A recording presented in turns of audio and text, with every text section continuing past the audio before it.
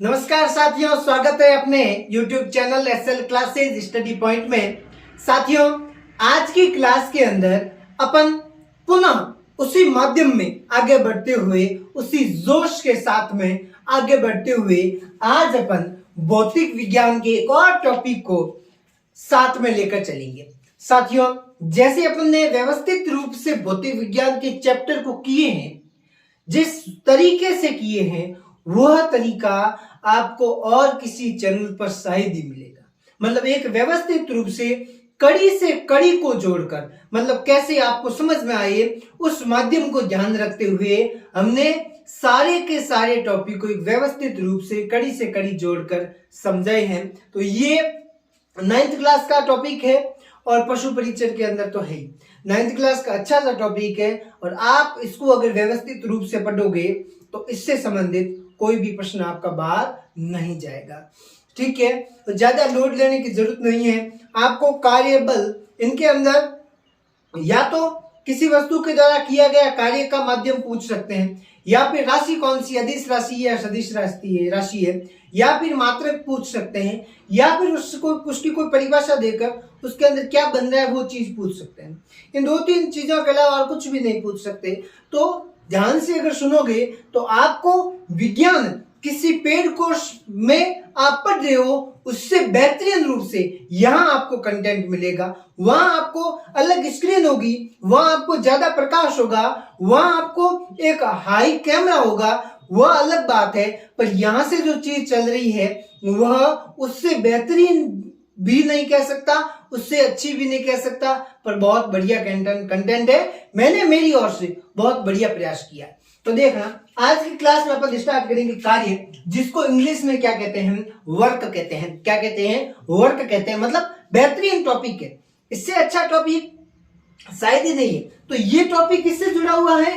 बल से जुड़ा है। अगर बल वाला टॉपिक समझ में आया है आपको तो ये वाला आसानी से आ जाएगा। देखो, साधारण भाषा में कार्य का अर्थ होता है किसी क्रिया का किया जाना। मतलब साधारण तरीके से, एक सिंपल वे में, कार्य का मतलब ये होता है कि किसी भी क्रिया को करना, किसी भी काम को करना।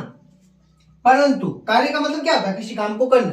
परंतु भौतिकी के अनुसार कार्य किसी वस्तु पर लगाए गए बल, भौतिक विज्ञान के अनुसार कार्य होता है वह किसी वस्तु पर लगाए गए बल एवं बल की दिशा में पिंड के विस्थापन के गुणनफल के बराबर होता है। बल और बल की दिशा में, जैसे आप किसी वस्तु को ऐसे बल लगा रहे हो तो ऐसे लगाया गया बल, और उस बल की दिशा में जो वस्तु का विस्थापन होता है उस विस्थापन के गुणनफल को, मतलब बल और उस विस्थापन के गुणनफल को ही क्या कहते हैं? कार्य कहते हैं, वर्क कहते हैं। आगे बात समझ में, देखो आगे। अर्थात जब बल लगाकर किसी वस्तु को बल की दिशा में विस्थापित कर देते हैं तो हम इसे बल द्वारा किया गया कार्य कहते हैं। मतलब किसी वस्तु पर आप बल लगा देते हो और उस बल के माध्यम से किसी भी कार्य को आप करते हो, उसको अपन क्या कहते हैं? बल द्वारा किया गया कार्य। उसे क्या कहते हैं? बल द्वारा किया गया कार्य। तो ये चीज तो समझ में आ गई होगी। और बहुत अच्छे से आगे देखो, कार्य बराबर बल गुणा बल की दिशा में विस्थापन। कार्य बराबर बल गुणा बल की दिशा में विस्थापन। ठीक है, देखो ये जैसे कोई वस्तु है, अब इस वस्तु को क्या कर रहे हैं? इधर की ओर धकेल रहे हैं। ठीक है, तो इस वस्तु का, ये कोई वस्तु है, इस वस्तु का यहां से यहां तक आना, यहां से यहां तक आना इस माध्यम में आती है। तो वस्तु यहां से यहां तक आई, इसका क्या हुआ? विस्थापन हुआ। क्या हुआ? विस्थापन हुआ। तो ये बल लगा है, इस वस्तु पर बल लगा है, जैसे यहां से बल दिया इस वस्तु पर बल दिया, तो ये बल और इसके विस्थापन के साथ में क्या हुआ? गुणनफल हुआ। मतलब बल गुणा बल की दिशा में विस्थापन। कार्य बराबर बल गुणा बल की दिशा में विस्थापन, मतलब वर्क। कार्य को किससे प्रदर्शित करते हैं? W से प्रदर्शित करते हैं। किससे करते हैं? W से। तो F गुणा S, F होता है बल और S होता है विस्थापन। ये इसका हो गया सूत्र। ठीक है, ये क्या हो गया? सूत्र। यहां से वर्ग हटाकर आप W बराबर F इंटू S भी कर सकते हैं। कार्य एक अदिश राशि है। कार्य कैसी राशि है? अदिश राशि है। इसके ऊपर आप क्या कर दो, इंपॉर्टेंट। कार्य एक अदिश राशि है। ऐसा ही मात्र न्यूटन मीटर होता है। क्या होता है? न्यूटन इंटू मीटर होता है। मतलब बल का मात्रक न्यूटन होता है और विस्थापन का मात्रक क्या होता है? मीटर होता है। तो न्यूटन इंटू मीटर। और इसको एक जूल नाम का वैज्ञानिक था, इसको एक जूल नाम का वैज्ञानिक था, उस जूल ने इसके बारे में प्रतिपादित किया। इसलिए कार्य का मात्रक क्या होता है? जूल भी होता है। ठीक है, जूल भी लिख सकते हो, कार्य का मात्रक गलत नहीं होगा। ठीक है, कार्य करने के लिए दो दशाओं का होना आवश्यक है, दो दिशाओं का होना आवश्यक है। किसी भी कार्य को करने के लिए दो दिशा होनी जरूरी है, दो दिशाओं का होना आवश्यक है। वस्तु पर कोई बल लगाना चाहिए, दो बात होनी चाहिए कार्य करने के लिए। पहली बात, वस्तु पर कोई बल लगाना चाहिए। दूसरा, वस्तु पर विस्थापन होना चाहिए। अगर ये दोनों होगी तभी ही वहां पर क्या बनेगा? कार्य बनेगा। कार्य कब बनेगा? जब उसके अंदर दो दिशाएं होगी। एक तो उस वस्तु पर क्या लगेगा? बल लगेगा। दूसरा, उस वस्तु का विस्थापन होना जरूरी है। अगर उस वस्तु पर विस्थापन होगा तभी वहां पर क्या होगा? कार्य होगा। तो ये दोनों चीजें अगर साथ में होगी तभी आप कह सकते हो यहाँ पर क्या हुआ? कार्य हुआ। कार्य कब होगा? जब बल और विस्थापन दोनों एक दूसरे के साथ में कार्य करेंगे। अगर उस वस्तु पर बल लगेगा और बल के द्वारा उस वस्तु के स्थान के अंदर परिवर्तन हुआ, वस्तु आगे की तरफ गई, तो वहां पर क्या होगा? विस्थापन होगा। ये नॉर्मल सी बात, सिंपल सी रामायण। ले लो स्क्रीनशॉट, बहुत अच्छे से समझाने की कोशिश की। फिर और कुछ डिस्कस करते हैं इसके बारे में पॉइंटों के ऊपर। ठीक है,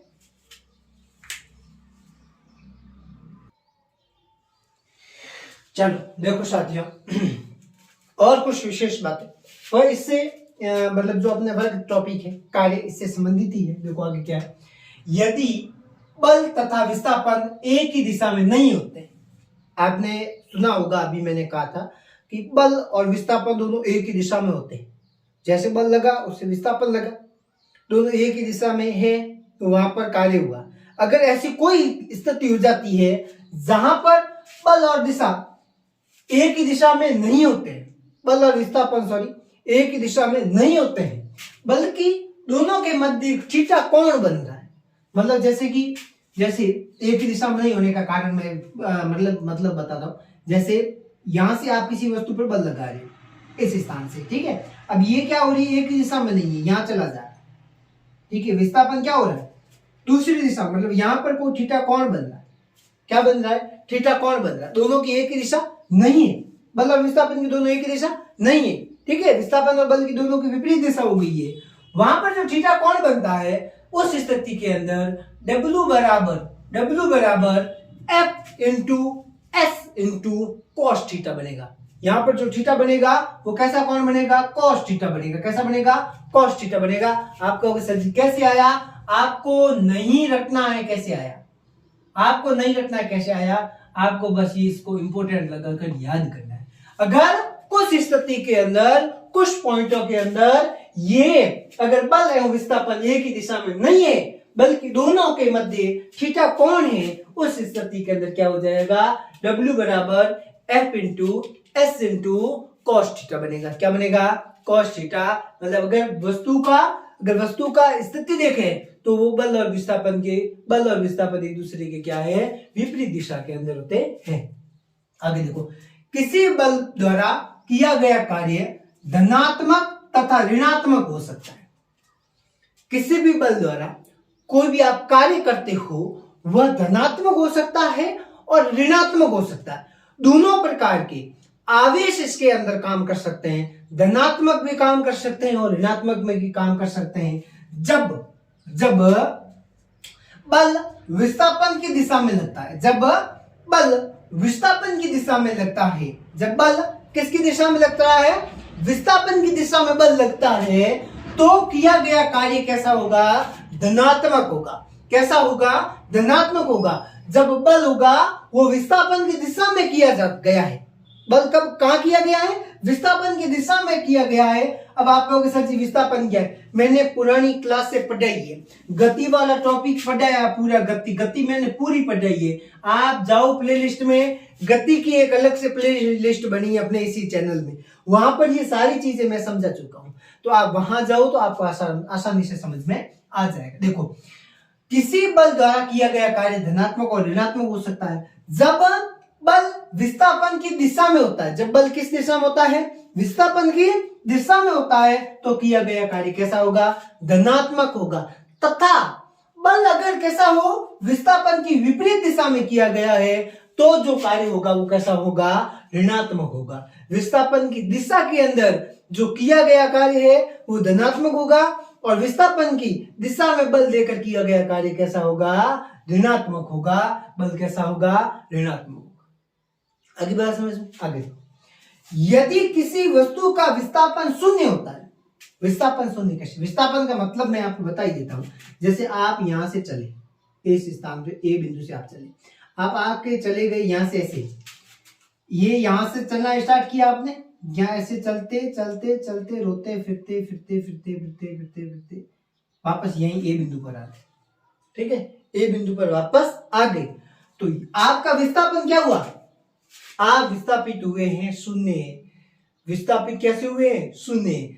अगर आप यहां से चलकर यहां आए होते तो आपका विस्थापन क्या होता, ए से बी तक होगा। ठीक है, आप ए से निकले हो वापस ए पर आ ही गए हो, मतलब सुबह का गया अगर शाम को वापस आ गया है तो उसका मतलब यह है कि उसका विस्थापन क्या हुआ है, शून्य। ठीक है, सुबह कोई घर से निकला है और शाम को वापस रोता फिर के घर पे आ गया है तो उसका विस्थापन क्या हुआ, शून्य हुआ है। ठीक है, अगर वापस यहां आ गया है इसका मतलब उसका विस्थापन क्या हो गया, शून्य हो गया। विस्थापन क्या हो गया, शून्य हो गया। विस्थापन क्या हो गया, शून्य हो गया। मतलब यहां से निकला वापस यहीं आ गया है तो विस्थापन क्या होगा, शून्य होगा।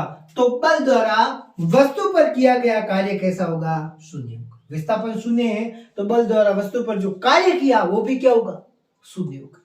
वो भी क्या होगा, शून्य होगा। तो इसको भी कर लो इंपोर्टेंट। देखो साथियों, अपना एक टेलीग्राम चैनल है, SL क्लासेस लिखा ऊपर, SL क्लासेस स्टडी पॉइंट। उस टेलीग्राम चैनल के अंदर जाओ, वहां जाके जुड़ो, और आने वाले टाइम में जब भी मुझे अच्छा टाइम मिलेगा मैं बेस्ट फैक्ट जो साइंस से रिलेटेड होंगे, जो जीके से रिलेटेड होंगे, जो आपके काम के होंगे, वो फैक्ट मैं वहां डालना स्टार्ट करूंगा। जैसे ही मुझे टाइम सेट होगा मैं आपके लिए बढ़िया, आप टेलीग्राम चैनल से जुड़ जाओ, आपके क्लास आते ही सीधी वहां मिलेगी आपको। तो टेलीग्राम चैनल पे जुड़ोगे, आपका फायदा है आने वाले टाइम। ठीक है, तो बढ़िया तरीके से फ्री में पढ़ाए जाने वाला ये चैनल है, और यहाँ पे आपको फ्री में मिल रही है चीजें। अगर यहाँ से प्रश्न बन गया, माना देखो, यदि किसी वस्तु पर विस्थापन शून्य होता है तो बल होगा, बल होगा। ऑप्शन दे दिया, शून्य, धनात्मक, ऋणात्मक, या इनमें से कोई नहीं। ठीक है, या फिर शून्य, एक, वस्तु की दिशा में, या वस्तु के आधार पर, ऐसा कोई ऑप्शन दे दिया तो आप उत्तर क्या लिखोगे, शून्य।